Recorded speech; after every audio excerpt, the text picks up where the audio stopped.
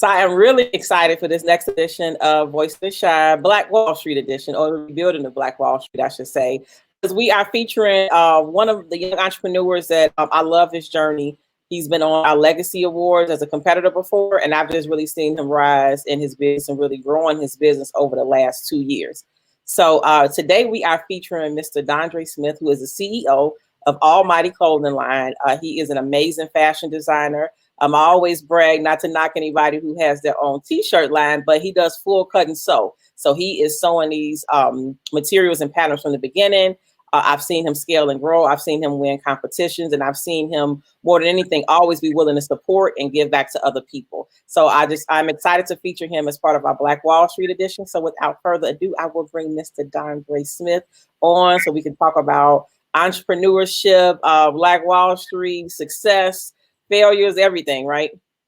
Yes, here to talk about it. Thank you so much, Kiana. I really appreciate you bringing me on. You know, I really look up to you as a mentor, so this means a lot.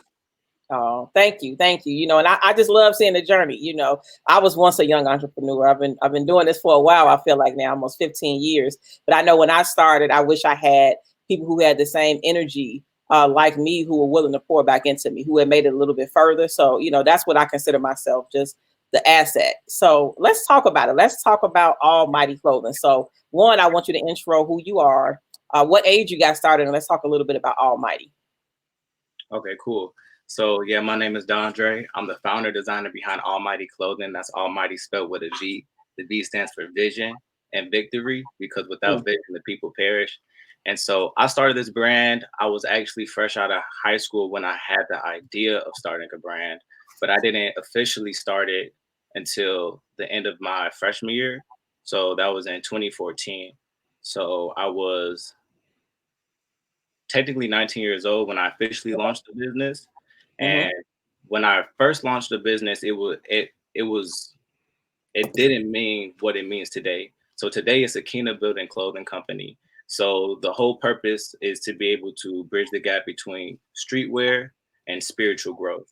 And I want to be able to be a leader in fashion design, making purpose-driven clothing that has a message behind it, and also community elevation.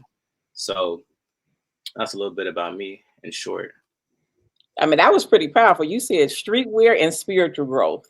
Yeah. So talk a little bit more about that. So what made you want to combine those two? Yeah. Well, I would say because I was always into street culture. So I started off a sneakerhead. I got my first pair of J's in 5th grade. I got the For the Love of the Games retro ones. So the red, black, and white pair and the yellow and black pair. And I actually bought it with my own money, and I was in 5th grade. I mean, in 5th grade? What were you doing to make money back then? It was between like birthday money and like something else, because I was only in 5th grade, but I still bought it with my own money. So and you saved your money, so that's still a testament to who you are. Because I couldn't save my money in the 5th grade; it was spent as soon as I got it. Yeah. So, and it was a double pack. So like it came with both pair of shoes with one purchase, and I think it was only like $175 back then. You know, that was before the sneaker game kind of like became what it is now. And so so that's kind of where the street culture comes from. And I just always been into fashion. Like even, you know, back in the day, you know, it was white ones. People was wearing a lot of FUBU, a lot of Sean John, even Jabot straps. So I just kind of always been into the fashion, into the sneaker game. And it's like that was basically me all throughout high school. And then it wasn't until like in college I started finding my spirituality. I actually dropped out of college to do the clothing line full time, because I believe that's what God had called me to do. And I didn't grow up in a Christian household or anything. So I grew up in the south suburbs. Originally, I'm from over east. I lived with my grandma until we moved to the south suburbs. And then we moved to the south suburbs. I was put into a private school. So like I came up in a Catholic environment, even though we didn't really necessarily we didn't like practice any of that stuff at home. And we didn't really go to church either at home. Like sometimes we would go to church on the holidays, and we didn't even really do that because I just kind of felt like it was fake. Like, why would we just go to church on the holidays, you know? Yeah. So what do you feel like? You feel like the Catholic environment, did they give you structure? What did they give you? I think that the best thing that it gave me was I believe in Jesus as being the Son of God. That's probably the best Mm, thing that it gave me because mhm. I feel like that's such the foundation of faith of knowing that Absolutely. Jesus Christ is Lord. Mhm. But also with going to the school I went to, I met my best friend, and like he got diagnosed with leukemia cancer at 10 years old. And so that's when I started praying every night. And by God's grace, he healed my best friend from leukemia cancer, and he's still alive Wow. to this day. And I know I talk to him all the time, and he's like, man, like everybody he was in the hospital with didn't make it. And so, Mhm. and my grandma, she had breast cancer twice, and she's still alive and well to this day. So I knew Mm. God was real. I always knew God was Absolutely. real, and that he answers And if you prayers. call on him, he will answer. You Yes. will answer. Yeah. So then that kind of like what carried my faith really, like not necessarily Mhm. church or like, Catholic school, definitely not Catholic school, but just like, no, just like meeting God and like experience God in real life. Mhm. For me, yeah. So that's kind of where it all head off. And then I was going to school to become a pharmacist, and I took a year off to establish residency. And then I was doing a lot of traveling for my business. So I started the Mhm. brand in 2014, my freshman year. And then I got accepted to pharmacy school. A lot of people don't know that you don't need to get a degree to go to pharmacy school. You just need to do your prerequisites. So I did my Mhm. 3-year prerequisites and took my PCAT, got accepted, took a year off to establish residency to save some money. And then I did a lot of traveling. And then when I went to California, my second time, I was with my best friend, G, and then my other close friend, Saul. And we ran into this guy that kind of like really just kind of spoke to us as Mhm. far as like, how we should get closer to God. And it was, I think it spoke to us so much because when we saw him, we didn't think that he was about to talk about God just off of his Mm. appearance, right? Okay. So and then that's when God kind of got my attention. And then ever since then I kind of just been like seeking God. And then then he eventually he led me to his word. And then that's when I was like, okay, so God's word is real, because at first I never really read the Bible or like Mhm. even thought that the Bible was man-made. But then like when you're truly seeking God, God said, I love those who love me and those who seek me find me. So when you really Yeah. have a hungry and thirsty heart, he will fill you and he will show you the truth because this world is filled with deceit. And so yeah, so Mm. that's when I came to the film. So I'm like, okay, so I came from the streetwear culture, and then now I understand like the importance of spiritual growth. So now I want to combine the two. Mhm. Because, I think it's necessary to level up in life. So let's talk about the line though. So how do you intertwine God's word with the line? So we know the name Almighty is, Mhm. is one. So what other ways do you kind of intertwine it into the fashion? So with the messaging that gets stitched into the pieces, so like you said, it's cut and sew. Mhm. So we do a lot of work with embroidery. So like the last capsule collection we came out with is called No Fear. Mhm.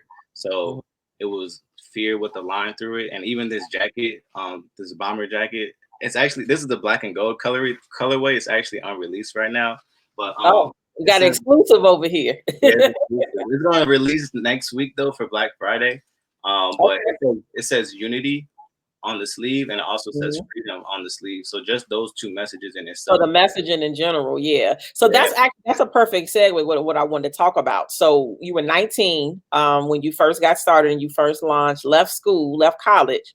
So I'm sure it was a lot of fear that was involved with it. So let's talk about it because the thing that we'd like to do on this publication is talk a lot about how do we overcome and how do we provide the solutions for other people who may be feeling in the same space as you. They may feel like, hey, you know what, my life is already set. I'm supposed to graduate from college at 22. I'm supposed to do this traditional life, but I got this yearning to do something different. But fear often holds us back. So talk about that journey. Like, what was it like when you first launched? And then I want you to give us a sneak peek of what's inside of the jacket. Okay. Yeah. Honestly, when I first launched, I didn't really think too much of it because when I first launched, I was still in school. So I was in my mind, I was doing both. I still was gonna go to pharmacy school while I was doing the clothing line on the side. And so I don't know, like it's so crazy because it's like I feel like I didn't even know what the word entrepreneur meant for some reason. Like I just kind of always been like a hustler. Like I just kind of got hustling like just in my genes. So like Mhm. I was selling sneakers, um, you know, before I started selling clothes.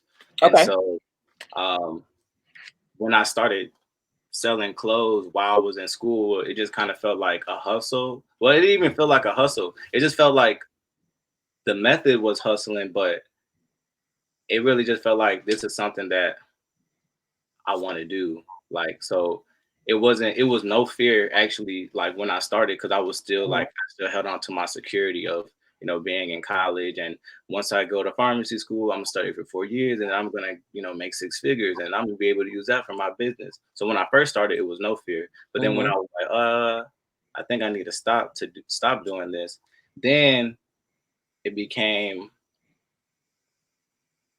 I don't know. I wouldn't necessarily say fear, more so like, I guess, like worry or like not Mhm. knowing like how it's gonna work.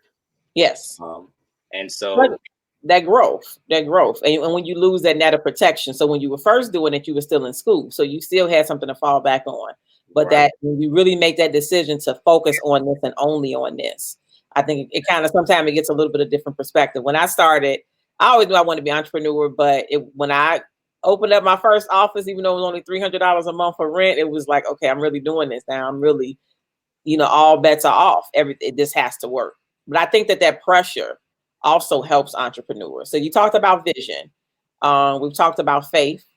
So what are some of the other things? So for the young entrepreneur, and I say young entrepreneur, anybody under 30, I feel like that's really going after their dreams. That's really pushing business, which I see a huge rise in. What are some of the things that you would give to them that they need to really be able to succeed? um, well, because now I'm 25, so definitely faith first. Faith first, because without faith, one in God, first in God, and then also in yourself. You have to believe that you can do it, and that God gives you the ability to do it. So that's the first thing that's going to really keep you going, Mhm. because like the enemy, he attacks the mind, and so he's going to tell you that you should give up and you should stop. And that's what Satan does. He brings doubt and he brings worry and he brings anxiety and he brings depression, and every negative feeling that we feel comes from Satan, the enemy.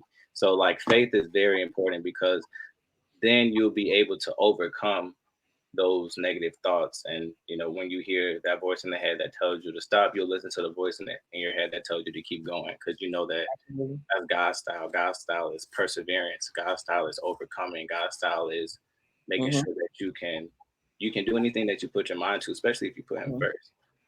And then other than on top of faith, also like mentorship.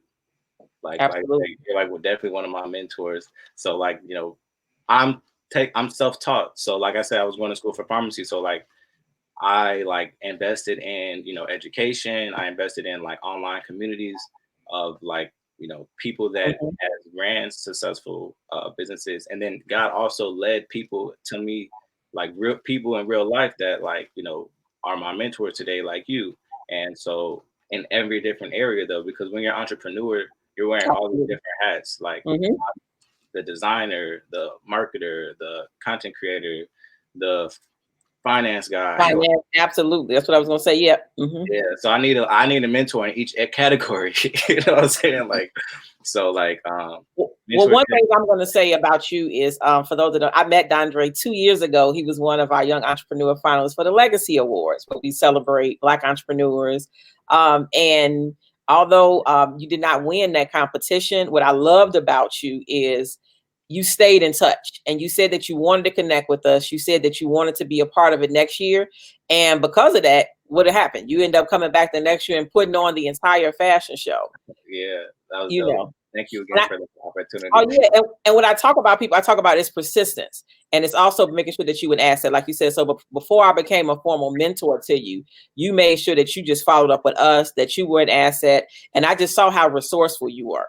So it's interesting because we've had several people participate, but generally, if they're not the winner, we don't talk to them anymore. Right. They just disappear. I'm being honest. You were the first one to stay engaged, and I'm gonna talk about winning on another level in a second and being prepared for winning, because he did end up winning something after It's that. all about God's timing. All about God's timing, but more than that, you were still a winner because you came back and presented your whole fashion on that same stage that you auditioned for the year before. That's You were great. able to meet so many other people. You network with us. Now we work together. We print, and work with you on different things. You work with us on projects. So it's always about, like you said, that what somebody might have looked at, which is what I was just going to talk about, failure. What somebody might have looked at as failure is really just a building block for where you're supposed to go. So I use you as an example a lot, whether you know it or not, of somebody who really just stayed resilient and really just showed his value. And like I said, what you were able to do and win was just so much beyond just that stage. And you were the only one. We've been doing this for 4 years now. You were the only one that was a runner up that actually stayed engaged with us. And I feel like you've won so much more. So two things I want to talk about is the failure. So we just talked about a little bit on how you can kind of bounce back from failure, and just connecting that to spiritually. It's been a lot of things that, of course, you can look in the Bible where somebody was once, considered a failure, a murderer. I mean, all type of things. And God had a greater path for them. And then two, I'm going to talk about being prepared to win. So I want you to use the example of the other competition that you got in, and how do you take what some may look at as a loss or failure, and how do you use that to get better? Okay, that's a great question. And I just want to say it was easy to continue to like follow up, like, cause like I really love what you're doing and the organization, and just the Legacy Awards was just super dope. I'm like, man, I want to be a part of this however I can. So shout out to WDB Marketing, shout out to Kiana and the whole crew. Voice of the Shy. So but to answer your question, I tell people to fail fast and fail often. I don't think you're a failure unless you give up. I think you're a failure if you give up. But I think if you fail, then you're closer to winning, because then it's like, okay, this didn't work. Why didn't it work? Okay, I'm not gonna do this again.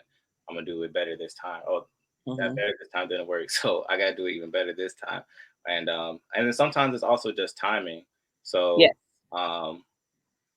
Yes. So like, and that was my first time actually speaking on stage, in front of that many people too. That's what I was going to talk about. So let's talk about the success. So Dondre ended up being runner up in our Young Entrepreneur Contest, which it came with some money, but it also came with marketing support, different things like that. But fast forward about 7-8 months later, you end up entering another competition, right? Right. Was that the same year? Wait. It was the same year. Because it was the same year. That was 29. What was that I was the third? Yep. The competition was February 2019, and it was the same year. It was the same year. It was December. Wow, that's crazy. Yeah, it was the same year. Yep. So share with them the other competition that you entered and the outcome. Yeah, so the other competition is with Teamwork Inglewood and Inglewood. So it was a business plan pitch competition. So man, it's actually really crazy and amazing. And I just give glory to God just thinking about just now kind of going down memory lane, because I started the brand in college. So I was going to the University of Iowa. So I actually started the brand in Iowa City. So I didn't drop out of school and moved back to Chicago until 2018, the end of 2017, 2018. And so, like 2017, 2018. So basically, even though I'm from here, I was doing most of the business out of Iowa. So like when I officially moved back home, it was time for me to do more networking and, get myself out there more, throwing events, fashion shows and whatnot and so when I came, so after that, the Legacy Awards in 2019, a lot of different opportunities. Actually, from that, I believe I got into with Chicago Urban League, and and then so I got into Chicago Urban League and got some mentorship through there, and then I met Bruce Montgomery. Yes. And then, so Bruce, he had a free program about entrepreneurship with the Hope Operation. Yes. And then also did another free entrepreneurs, and it's so many different resources here in Chicago for entrepreneurs, and it's just such a thing. So it's after that I was in 2 free programs for entrepreneurship, and I humbly took it because it's I could be oh, I'm already an entrepreneur, but no, I wanted to see what steps I missed, because sometimes you can miss steps in this process, and if you miss steps then you won't be able to grow, because it's that's like you walking up a staircase but it's one stair, a couple of steps missing, then it's if it's enough steps missing between that one space and that other one, you're gonna fall, Fall. So So we're And doing that goes back to humility too. Like I always tell people, I mean, I go to conferences that I'm speaking at and I still have my notepad out. I'm always taking notes. So you never should feel like you've learned enough, that you've gotten far enough, that it's not something, it could be one little nugget that can transform your business, transform your mindset. So I applaud you about being resourceful. And I think that, like you said, it's something that our young entrepreneurs or entrepreneurs in general, you got to tap into what's around you. You know, and that was literally one of the first ways that I described you. I said, Andre is so resourceful. He telling me about programs and, you know, I can get free space here, you know, for 6 months. I'm like, I didn't know, you know, let me share with other people, you know, but you got to be willing to put in the work to take advantage of it, you know, fill out the applications, network with the people, let them know that you are worthy of being invested in. Yeah, 100%. So we still got to finish up the story though. So fast forward, Legacy Awards, yeah, February 2019. from doing those type of educations, it kind of helped me like redefine my business plan, even redefine the vision, because like I said, the vision kind of changed in between that time. So I'm like, okay, well, kind of, so just redefining it, getting my numbers in order, and then it allowed me to write a business plan and then turn in the business plan. And then it was just like you had to turn in the business plan, and then the business plan had to get approved first by the committee, and then you had to do the pitch competition. And so, and that was like, yeah, so I feel like the Legacy Awards kind of prepared me for that, because it's like that was my first time speaking in front of so many people. And I think I did a pretty good job. I do think Aaliyah definitely deserved it. So that's why I wasn't even mad. Shout out to Aaliyah, who was our winner that year, Aaliyah Stewart, from the Hope Foundation. So she does an amazing job. She's a phenomenal speaker. And she just has an amazing story too. Yes. You are all, well, it's always when you make it to, I always tell people, when you make it to the top 3, I mean, you all are all phenomenal. And that's why I love, like you said, once you in the room, the power is in the room. The power is not just in the win. It's in, you got 600 successful entrepreneurs or people who are movers and shakers who see you and have now heard your story. So we just giving you that platform. So if you do it right, you do not walk out a loser. I don't care if you take home that prize or not, you know, everybody in there, you know, because you have to be phenomenal. I read them final applications and I am very much a stickler, you know, and it's about vision. It's about people who have a passion, and we always choose the people who we feel like have the best trajectory for growth, you know, because like they said, you want to plant, you know, you want to water good soil, you know. So when we give those prizes out, when we think about those top 3, we want to give it to a young entrepreneur that we know is already that understands that business, is already invested. So when you made it in the room, you were already a winner. So you end up winning the competition, right? Yeah. So it was 10 of us that applied, and it was actually dope because everybody won something. 10 finalists. It was 10 finalists. Yeah, it was only 2 grand prize winners, and so it was me, and then the other one that won was he worked with you. The other person that I mentor, yes, I was so happy. I said, God definitely surrounds us with winners all the time. So I actually, Dondre didn't know, but I was one of the judges for the applications. I did not judge Dondre's application; it was split up. But I knew he was a finalist. But I helped judge the application, and I helped coach 2 of the finalists. And one of the finalists that I coached won, and Dondre was the other winner. And you all won. What was that? Drum roll, 10,000 apiece. Yeah. Plus a lot of exposure, and it was hundreds of applications. That's what I said. It was hundreds of people that applied, and they narrowed it down to 10 finalists. So yes, so that's just a story to me of, again, God will prepare you for what it is that He has for you. You know, it's not being discouraged, like you said. The legacy just opened up the door for so much relationships, preparation, being on stage, and it just prepared you to do so much more. So what I also wanted to talk about is, again, I'm just really passionate about young entrepreneurs. I've been doing this for 15 years, and I wanted your opinion. So the theme of this edition is Rebuilding Black Wall Street. So we're coming upon the 100-year anniversary. A lot of people don't know, in Tulsa, Oklahoma, it was burned down in 1921. So we're coming up to the 100-year anniversary where we actually had banks and restaurants. It was a Black-owned movie theater and all of these different things. But I see a resurge. And I see a resurge not with just people in my generation, but I see it with the younger generation. Tell me your thoughts on where you feel like entrepreneurship is going in the community and the opportunities. I think it's going up, especially in our community too. I just know, like, even just in my personal life, a lot of my friends have became entrepreneurs this year. Yes. And so and it was already a lot of Black entrepreneurs, at least here in Chicago, even Mm-hmm. know it or not. There's a lot. I mean, at the Legacy Awards, you see hundreds of them. Mm-hmm. So I feel like with everything that happened with like we're in the middle of a pandemic and revolution. It's like just being able to see the blessing in disguise, despite the fact of people getting sick. That part sucks, and we got to continue to pray that everybody remains healthy and recovers well for those that did get sick.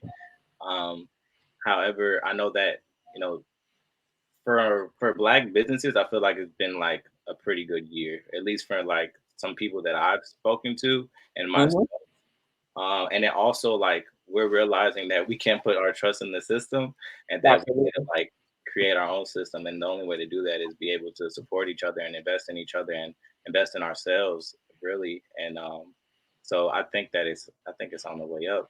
I think I think we're just figuring it out. I just think we need to get more organized and strategize better, and just really, we really just need to get more organized. That's what it really We is. need to get more organized. I think that the pandemic did show that as well. So when a lot of the grants and opportunities came out, people realized like, oh, in order to get the money, I got to be legit.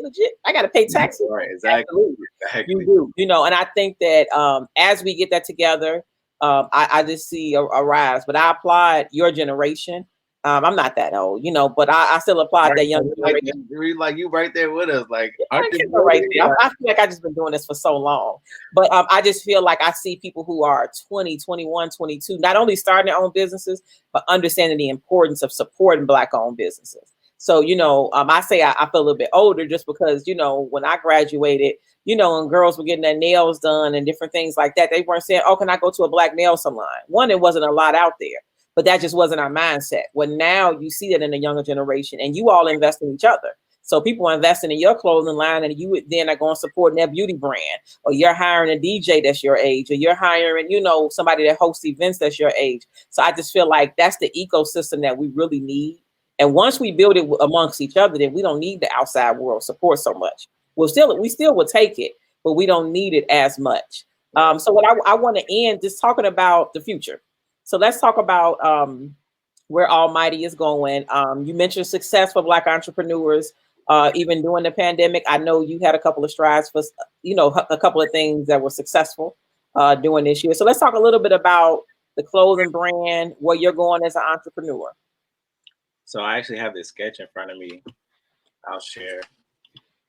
And we still got to take a sneak peek of that jacket too. I'm sorry, I almost forgot about that. The Okay, I exclusive. will. Okay. So yeah, so the next thing right now is an app. So Almvghty app. So, Wow. yeah, the opportunity kind of came out of nowhere. I always wanted to do an app, but I'm like, man, that's too much like to do. Like, I don't have time for that. But truly God will, show you the path. He'll give you many are the plans in a man's heart, but it's the Lord that directs his steps. So it's like truly when you know, putting in the time with him, he'll show you and lead people to you to do what he wants you to do. So we're actually releasing an app next week. Next week. Oh wow. Yeah, for Black Friday. But actually within the like by this weekend, by Monday, we're gonna do a soft launch. So I'm gonna make sure I send it to you because I'm sending it to close friends and family to like check it out before we actually launch. But yeah, so this jacket is gonna be exclusively released on the app. So like most people know this jacket, but they know the black and red. So it's basically the same except it's black and gold. So and it's very limited. It's called the Legacy Bomber. Legacy Mama. Okay. Shout out to Legacy. It's gonna be limited. So I think the new colorway just like really smacks. I love it, and I love your craftsmanship. Yeah. So what did you learn the skill set? What did you learn the cut and sew? So man, just by trial and error, honestly. Like I didn't hand make this jacket, but I designed the jacket. I made sure that we got the pattern made. So I worked with the pattern maker here, and then once we finalized the pattern, then I made sure that we sent it off to the manufacturer, and then I had to get the sample, and then I have to do the measurements and correct it. So I'm very hands-on with the process, and I make all the designs myself. But I'm not sitting here on the sewing machine making. You're not sewing, but you still are the designer. You're designing and crafting this piece. Do you do it for other? Do you do it for other brands, or is it exclusively for Almvghty? Man, I mean, sometimes when friends need help, but for the most part, I don't like to freelance because that's just not. I'm just not a freelance designer, But yeah, but there are some things that we do make here, like simpler things like t-shirt dresses, biker shorts, like long sleeves, joggers. So we make some things here for sure. But yeah, so I don't know. I mean, I guess just God gifted me about because I never wanted to be. I never thought that I was going to be a designer. Like that's not something that I always wanted to do or saw myself doing. I actually, because I really believe that your purpose is found in your childhood, and so like what you love to do as a child kind of points to what you're supposed to be doing your life as an adult. But like on Mm, the way to adulthood, you go through like all this doubt and all, oh, you should do this, you should go to school and do this, and it's like, well, how do you know that's what God called me to do? You know what I'm saying? And so I guess it was a lot of that. So for me, I just kind of always had good taste. Um, and my mom actually put me in acting when I was a kid. So I used to I was actually in Save the Last Dance, and people don't know that. I was like an extra though, and I was a kid. I was like 3 or 4, but wow. yeah. Mhm. So, and then I was on ER2 and like some other things. So I actually grew up kind of like town sometimes for like auditions and stuff like that to like act and like model. But I stopped in like grade school because I didn't really have a passion for it. But like I definitely got some placements and stuff like that. Yeah, and you were exposed. That's a huge deal to be exposed to, Yeah. the entertainment So industry. like that has nothing to do with design, but now I'm seeing it kind of manifest in my life now as far as God calling me to be like more so like you asked how am I like putting the word with the clothes, like more than putting in the design. What I'm really excited for about this app is be able to send like inspiration to people on their phone. So like imagine like on a Yeah, Sunday or a Monday morning you wake up and you get a push notification from Almighty that says keep going, or like I love it. what I'm Yeah. saying, stuff like So that's that. the intertwine. So how will people be able to get the app? Is it going to be on the website? Yeah, so I mean, you'll be able to download it on Apple app. You can go to the website for sure, and then the website will direct you to the App Store on Apple or Google Play, and then you'll Mhm. be able to download it directly from there. And so on the website, I will let everybody know, download our new app, and then we'll be posting new content, new pieces. Some pieces will be exclusively dropped through the app. And then just like we won't be hitting you guys up every day, obviously not, but like Mhm. definitely like in the beginning of the week, maybe in the middle of the week to give you some inspiration, to give We you can use inspiration every day because we know yeah, that not a easy task. I was looking at a meme the other day. It's like the 8 personalities of an entrepreneur in one day. You happy one moment, you motivated, and you sad, you ready to give up. And at the end, you say, you know what, I'm doing this another day. Everything comes sometime in one given day in entrepreneurship. So we have to encourage each other, and we also have to be honest about the journey. That is not always pretty. It's not always easy, but like you said, it really takes faith and knowing the purpose that God put you here. And if He gave it to you and He gave you the vision, He can make sure that you help accomplish. He's going to help you accomplish that vision, I should say. So, final words as we close out, and this has been an amazing time always with you guys. We could talk for yeah. hours. Well, just shout out to Voice of the Shy and Kiana. Thank you so much for having me. Make sure that you guys download the Almighty app, Almighty with a D, Mhm. Almvghty. You can go to our website, almighty.com. Follow us on Instagram. And shop with us. Shop black. Support black business. When you wear this, it's like putting on armor. It's like you're wearing something that means something. And you might have people that look at you a little bit more harder when you're wearing it. At least that's what people tell me. People tell me they're like, man, people be staring at me while I be wearing your jacket and stuff like that. I'd be like, what? So that's what they tell me at least. So, make sure you step out free and, you live on purpose. So, And final words for that entrepreneur right now, with an aspiring entrepreneur that's 19 in school and trying to decide if they're going to do what they're going to do. They're going to pursue their dream, I should say. yeah. I would say pray, write down and journal to God. And then also, if God gives you a vision, He will give you provision. So make sure that you use wisdom. Pray for wisdom, knowledge, and understanding. Ask God to guide and lead and direct your steps, and do everything that you can do in your power, and God will take care of the rest. Awesome. what is it? And so it is. And it is so. There we Amen. go. And it is. Amen. So it is, Amen. and it is so. Something like that. Thank you, Dondre, always. So we will be in tune. I will be getting that app so I can get my daily inspiration because I Yeah. need it. Yeah. It's all in a given day's work, and WDB is great. But by the end of the day, I'm like, okay, I need a little bit of inspiration too. So thank you. Yeah. Thank you.